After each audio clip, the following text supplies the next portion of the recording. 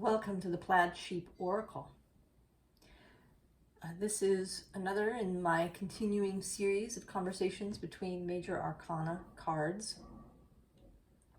I laid them out on the table and let them pair off with each other. And the Hierophant joined up with the Hanged Man.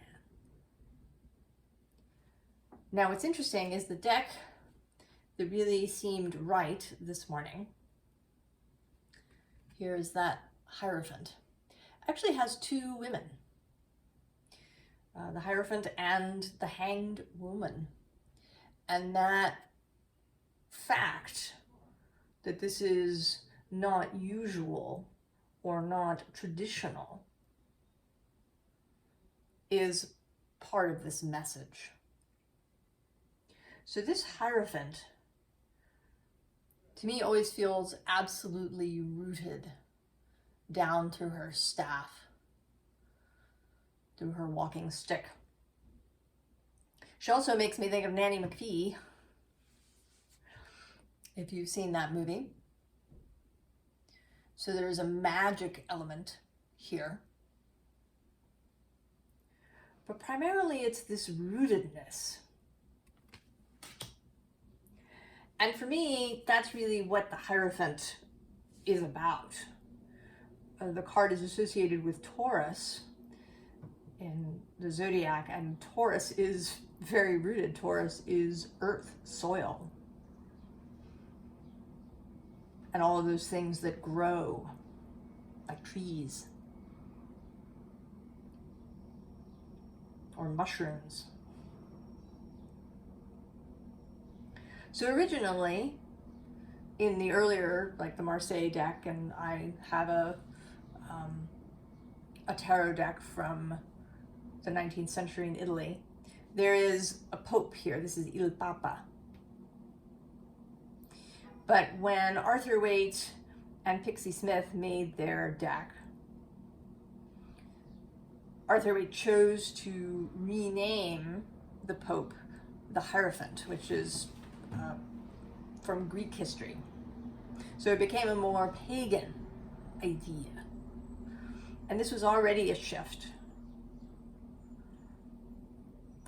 And although the Hierophant can carry this kind of officialness, official doctrine, or what is traditional or official, for me that only comes out particularly in certain readings. Usually the Hierophant is about authority, like spiritual authority. And then this idea of as above, so below, that the Hierophant brings what is as above to the below. And then in order to do that, you need to be really grounded.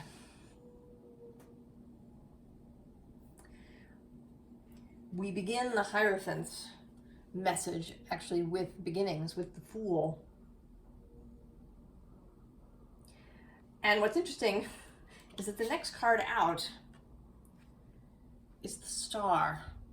So it's kind of the same figure, but now in the water. And that makes me think of baptism, which certainly would be a Hierophant's task, to assist people in baptism, to assist people in coming into a system, into a set of beliefs, because we do need some sort of framework. That's the word that has come up. We are human. We're here. We have these solid bodies that need nutrients, that go out and do things and grab things and touch things.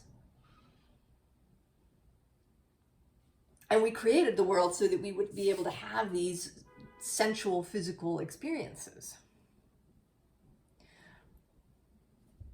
And so it is helpful to us to have a framework for our spiritual contemplations, our spiritual practices. Now the star, though, as well as the Fool, talk about going your own way. So it isn't that you necessarily have to join up with your local church or temple or whatever it may be. That you can find a framework that works for you. Although underneath the Fool, we have the Three of Cups. So it is also, and in fact, the Four of Wands. So it is helpful to have some community, to not be off on your own. It is the Hierophant rather than the Hermit that is coming through here. So community, people coming together to practice together, can be really beneficial. It, of course, you can have mixed people, right? The Universalist Unitarian tradition kind of invites everybody in. But it is still an agreed upon framework.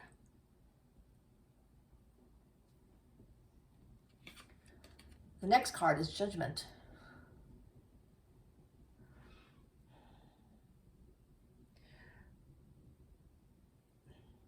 This ability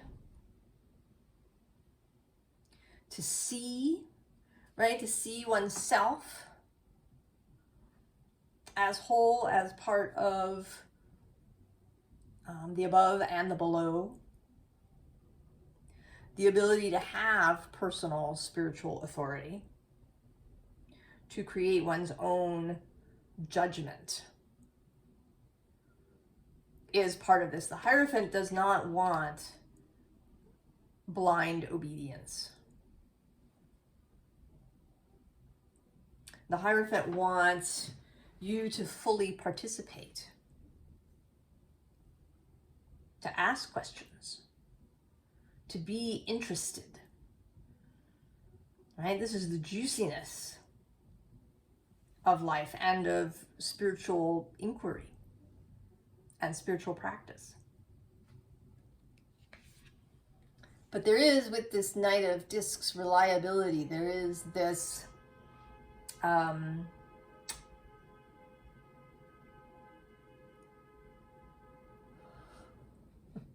there's been a lot of honking outside my apartment this morning. I don't know if you could hear that.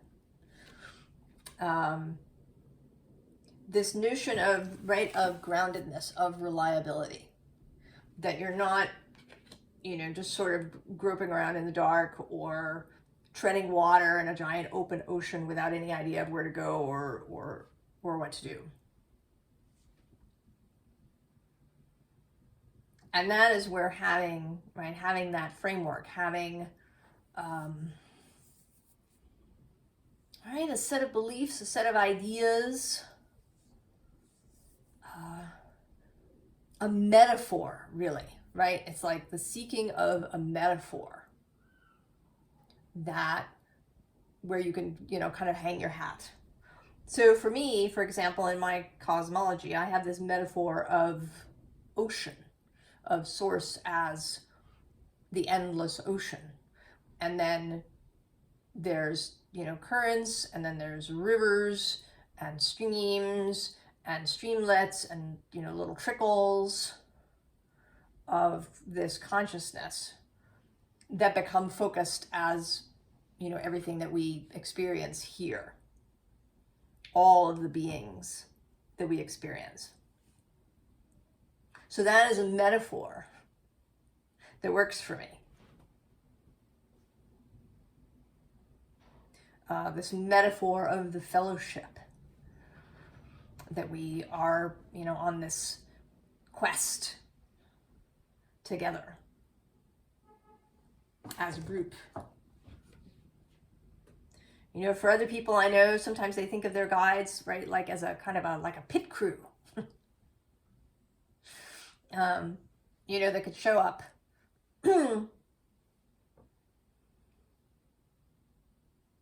Or maybe you have your, whatever your own metaphor is for your relationship to spirit.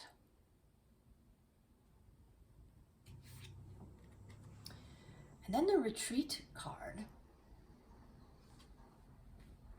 And this is showing up a little bit differently than it usually does for me, right? As retreat. So that the Hierophant creates sacred space. I do think that it is possible to carry the sacred with you throughout your day, to, see spirit in all things as you move around, to recognize source in people that you meet.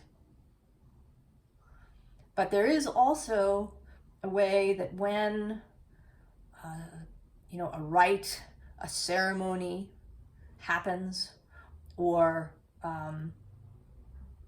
even this, right, delineated this space that is here, or the space that the oracle space that I think of it, particularly if I have a private client, that they come into my space. So the creation of, something separate, something almost pulled out of time. And that part of the Hierophant's job is to do that, to create sacred space. Because I think that we, even though I'm a big proponent of seeing the sacred in everyday things, I think we do also need these other spaces and times when we're really very focused on the spiritual, on the sacred. So temples, churches, groves, when there's music, when there's ritual. I think these things are important. And part of the Hierophant's job is to create that space.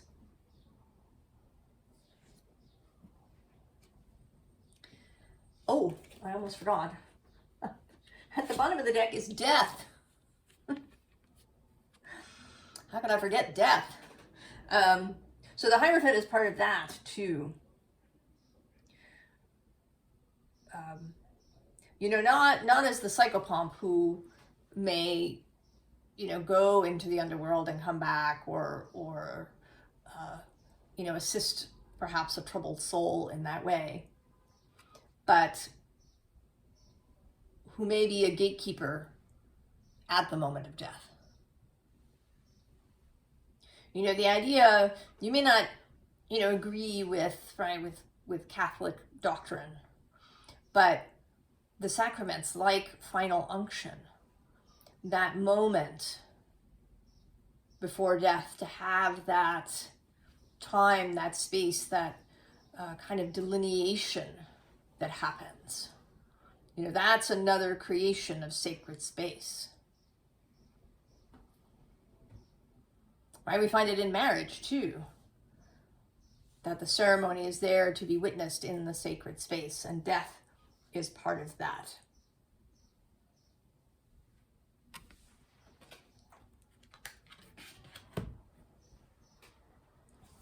So I feel like there's something here about wanting to not, just kind of write off the Hierophant as, religious authority, but that the Hierophant is a deeply nuanced,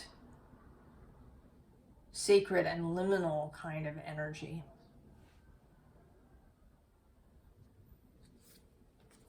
And so we have the wind. That, like the High Priestess, the Hierophant is partly there also to interpret what is received. Right? That is what a vicar is. They are, right, they're the connection between the congregation and the divine. And here too, with the gatherer, to gather wisdom, to gather insight, and to gather people together.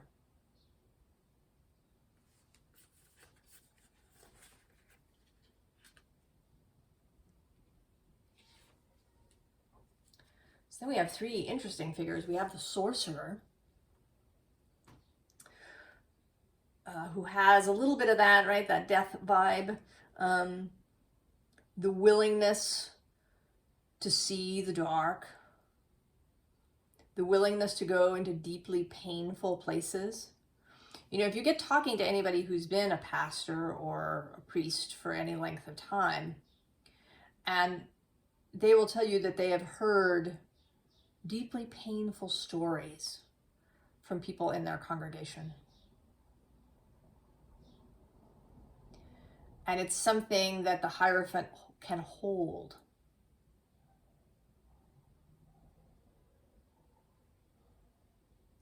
These painful stories of loss and grief and despair. And to look at these things unflinchingly, to look them in the eye. And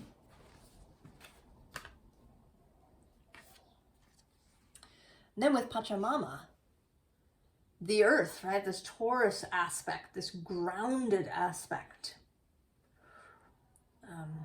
to provide grounding for people, because you can, right? If you spend a lot of time in those ethereal spaces, you can get a little lost. You can become disconnected from the world around you. I was reading a book by sort of a famous meditation teacher some years ago, and he talked about how he'd really found all of this peace, you know, in meditation, and he just spent hours in this space in his backyard. And then he seemed surprised that his marriage ended. And to me, well, yes, I could totally appreciate the beauty of the meditative experience and how it would be very nice to have this period of, you know, that felt very peaceful. But he had become disconnected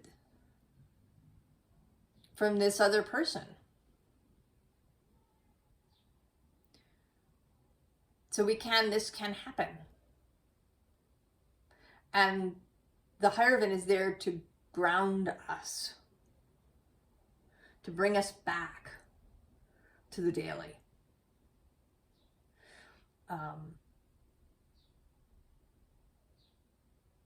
And to bring us back to other people, you know, to relationship, to the group, to the congregation, to the interconnectedness of that. You know, and it's difficult to kind of just make community by, you know, having group events. For a community to really exist, there needs to be a sense of interdependence. You know, people need to be part of one another's lives in a daily sort of way for something to really be cohesive. And part of the Hierophant's job, too, is to curate that, to be, I don't want to say to lead, but a little bit, right? Leading in a way that a host perhaps might lead conversation at a dinner party, or, you know, lead in a church way. There might be, you know, various church committees, you know, maybe there's a charity committee and a outreach committee, and, you know, that the Hierophant would be, you know, there for that, to be the earthly groundedness of that in a kind of everyday way.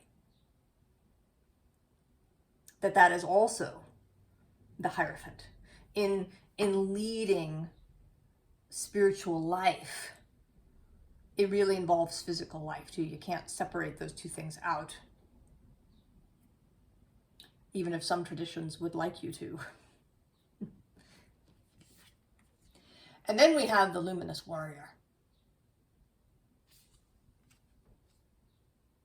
And this is kind of a little bit of an anti-establishment energy. That the Hierophant, although they may represent sometimes tradition or what is done normally in your local sphere, they may also be the anti-status quo energy. The Hierophant may show up as this luminous warrior into systems that are stagnant or have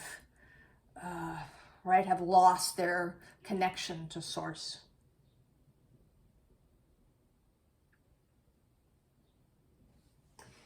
Now, interestingly, the bottom of the deck has firstly the sun, clarity, knowing, the light, understanding, knowledge, being willing to shine, being willing to be seen, to be a leader sometimes. But also the moon. So all of these numinous, mysterious, occult, metaphysical, moonlit things. And to hold both of those, to be the bridge between both of those. And with the moon too, this cyclical, to be the one who helps to mark those ceremonial spaces.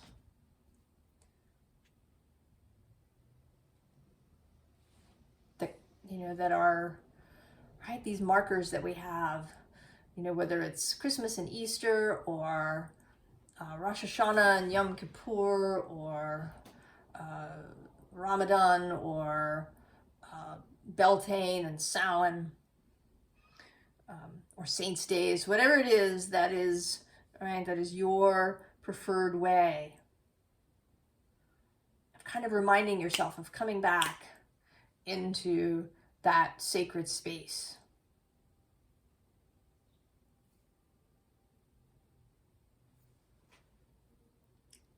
The Hanged One. The Hanged Woman here. And in this particular deck, she is especially at peace, or there's no struggle to her. She is deep in the cosmic space.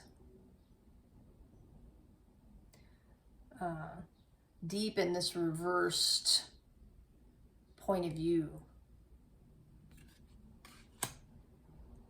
And bringing us, women in this position. And at one time they may have been so, or it might not have been unusual, for there to be priestesses.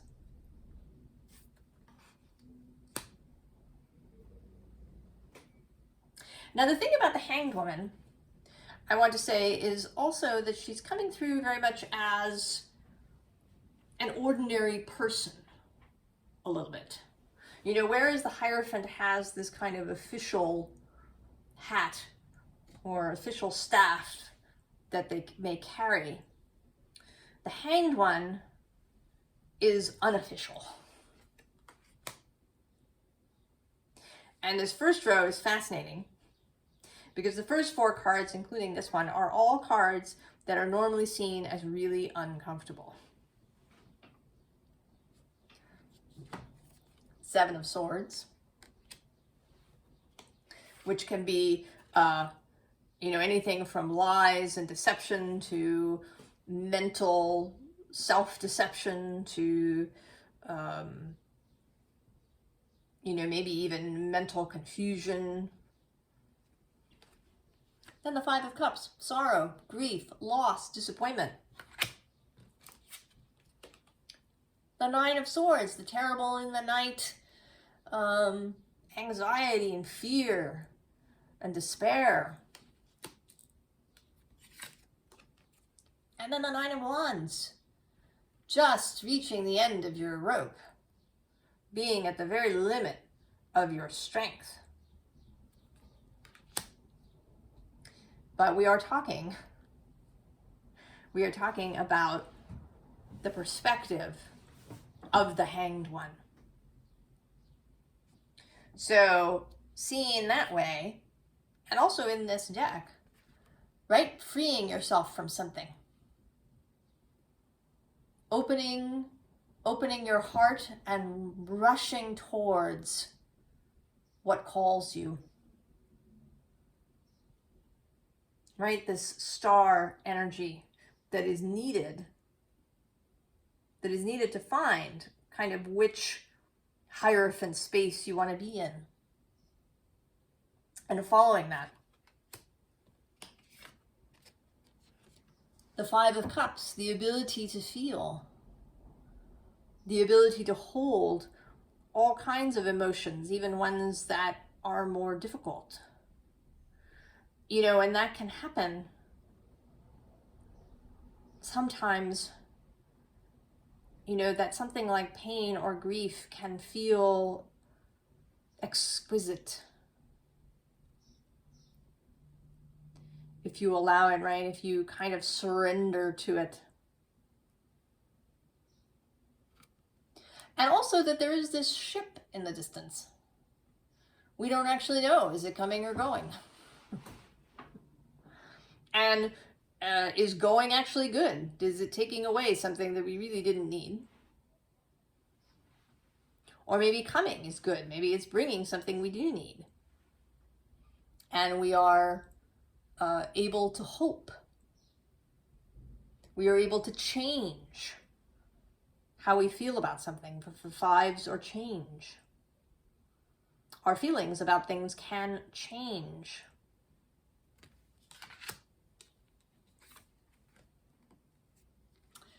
And then with the Nine of Swords, that we may need to really dive deeply into something, to be separated, right? To go into a separate space and really feel everything and know and confront our fears.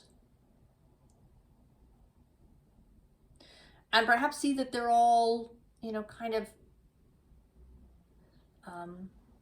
mirages in the mind, perhaps. That what we worry about isn't really the problem. That there's something else underneath to get to the root of the problem. Right? To be able to get to that Ten of Swords that comes next, where we let it go completely. And then the Nine of Wands, which can also be resilience. The nines are mastery of their element. The mastery of inspiration. Maybe up until this point, inspiration has been elusive, or it, you know, kind of blows through and you don't have any control. But 9 is coming into mastery of that, right? It follows the 8s. Catching all of those wands. And so at the end here, and actually at the bottom of the deck, we have these two cards. The Page of Pentacles and this Knight of Cups. So the way that we can see all of these things anew, that we can look at things that have been painful or difficult or, you know, that we really want to get rid of in some way, and see them differently. To see them perhaps as building blocks with this Three of Pentacles, as lessons, as events that allowed us to build some real skills. And then also to see them from this heart-based way, to have real compassion for ourselves and for others.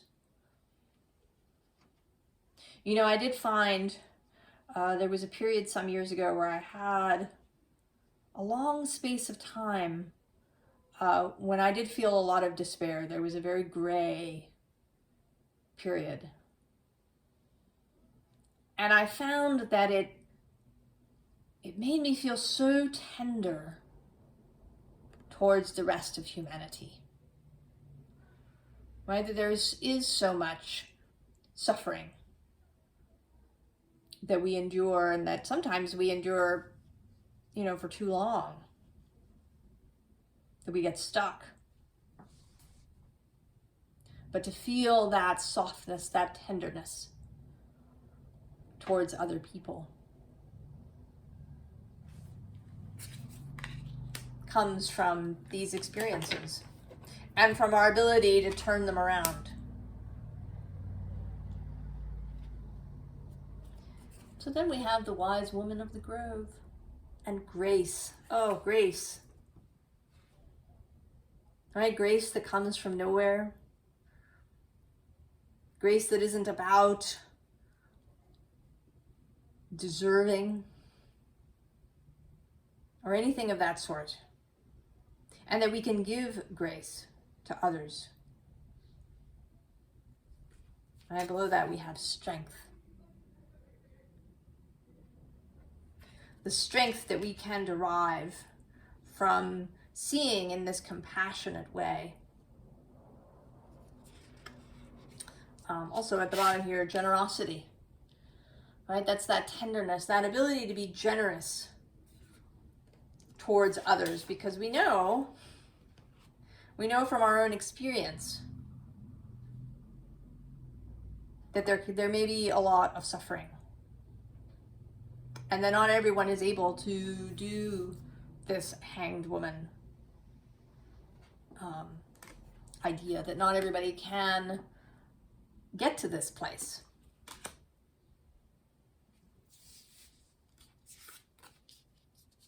And that leads to leadership of a different sort.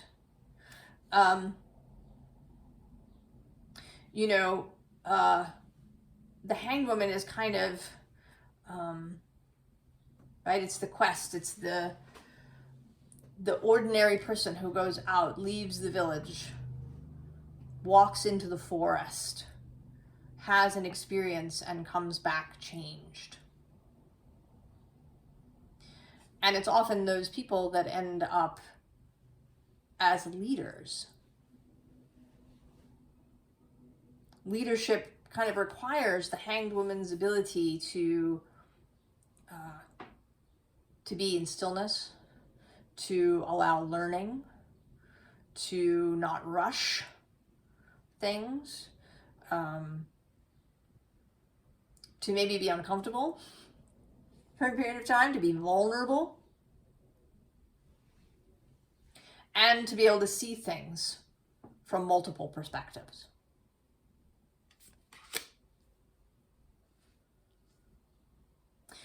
And then we have acceptance. But this card has been coming through more as vision. Right? Because of this figure. Right? The ability to see. Maybe even to have visions, to have oracular knowing. To see things coming. And maybe be able to shift. I don't believe that there is too much that is actually fated. Like it's absolutely going to happen.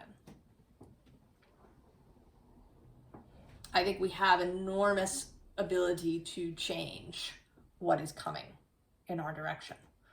But sometimes that does require seeing where the energy is leading now. What kind of energetic momentum are we building at the moment? What's the probable end of that? So the ability to see. And that energy. There's something here about this hanged one process of leading to a real understanding of energy. Perhaps even the ability to shift and move and change energy.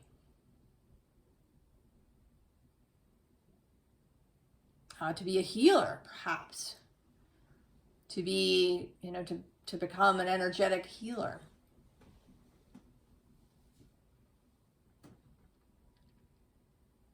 Or maybe simply to be able to shift the energy in, in the room.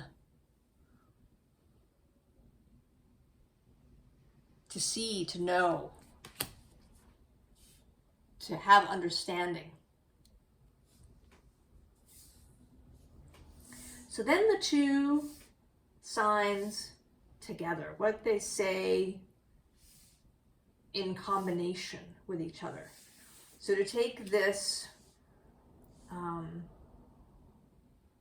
this more, more structured, more frameworked, perhaps more official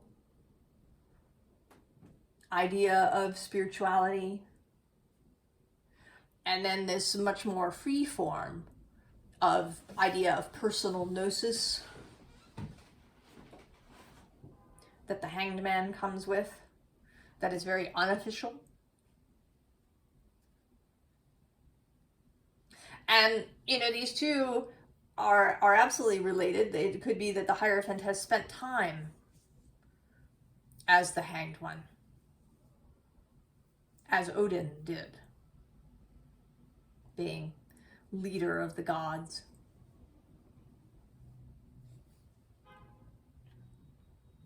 So they are, right, they may spend time together. We have the Prince of Discs coming up here again, and below him is this Seven of Cups.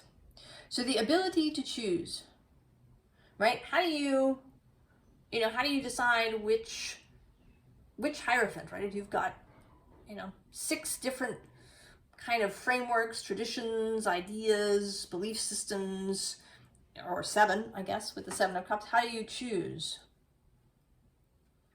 How does this knight decide where to lay his pentacle?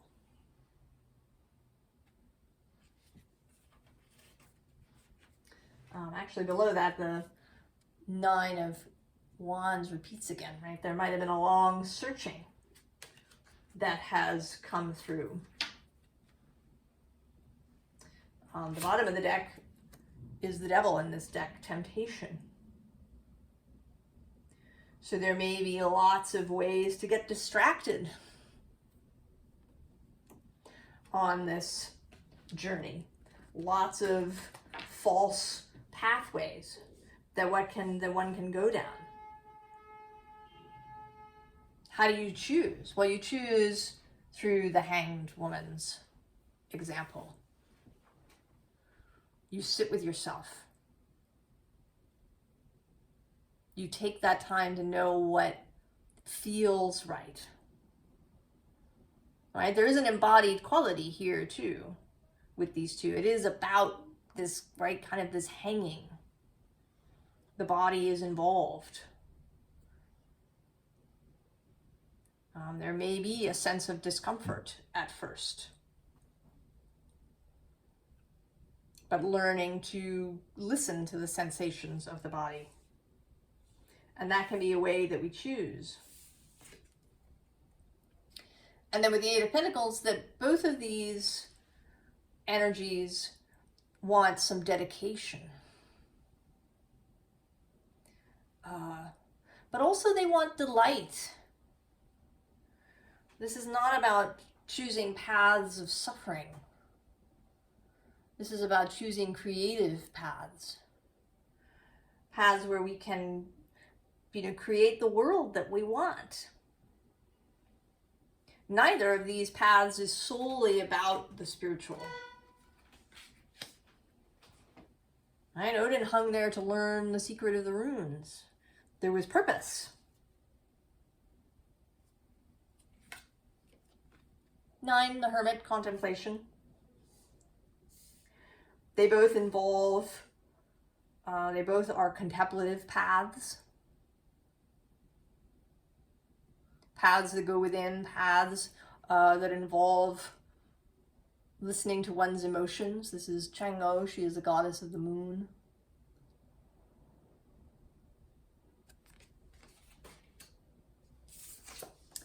Three of Pentacles, they're totally a path to building something with other people.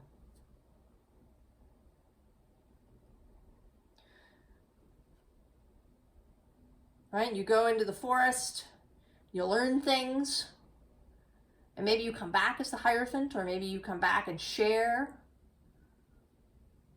with the Hierophant, and you come up with something totally new. You build a new community or bring more people in.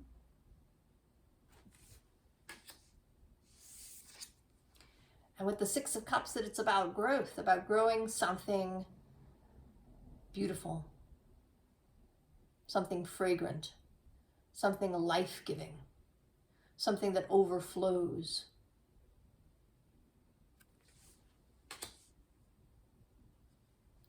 Advice from our pair. First of all, this Page of Cups, who is looking in both directions.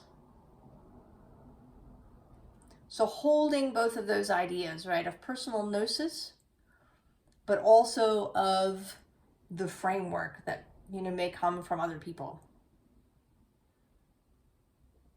or that you may build for yourself and for others.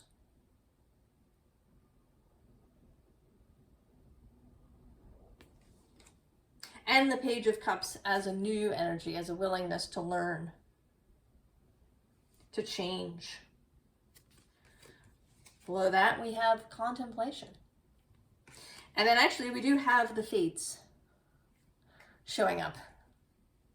So although we have, there are lots and lots of choices for us,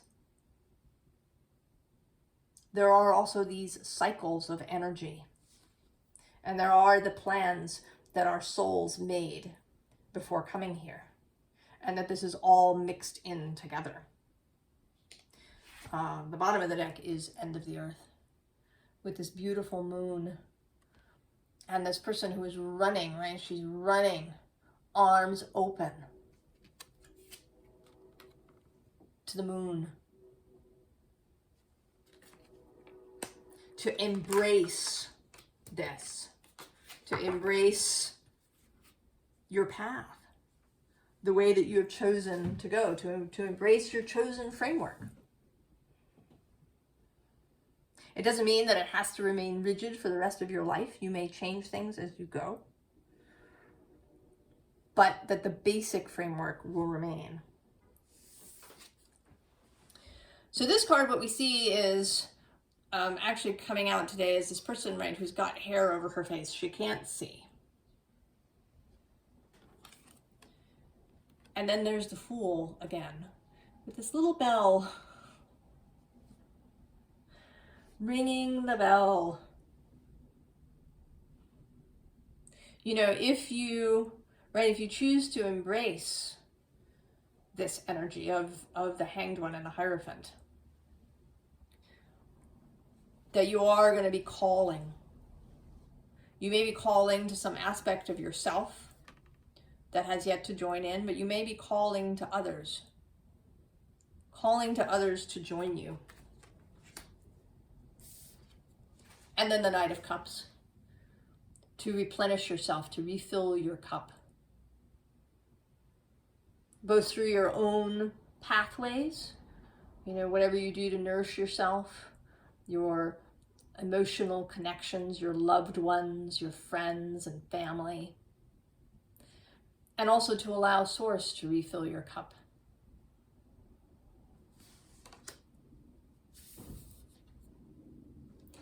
And then with this Bare Bones of Winter, right, she's headed to the framework house. To build on what you begin with.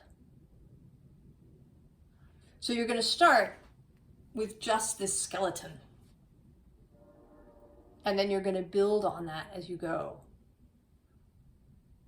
until you have a really beautiful house that holds you and other people.